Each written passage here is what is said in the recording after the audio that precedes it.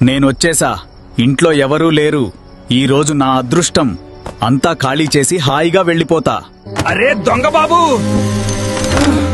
నిన్ను నేను చూసేశాను. నా నుండి తప్పించుకోవటం అంత ఈజీ అనుకుంటున్నావా?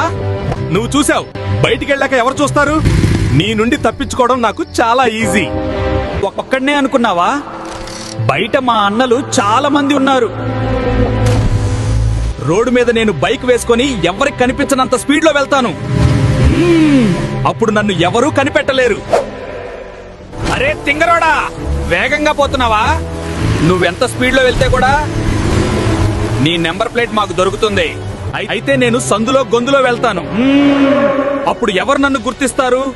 నన్ను పట్టుకోవడం ఇంపాసిబుల్. ఎన్టీఆర్ జిల్లాలో మొత్తం 12,000 కెమెరాలున్నాయిరా. సందు సందులో కూడా మేమే ఉన్నాం. అయితే నేను బస్సు స్టాండ్లో లేదా ట్రైన్లో, గుడిలో తలదాచుకుంటా. అప్పుడు నన్ను ఎవరు కనిపెడతారు?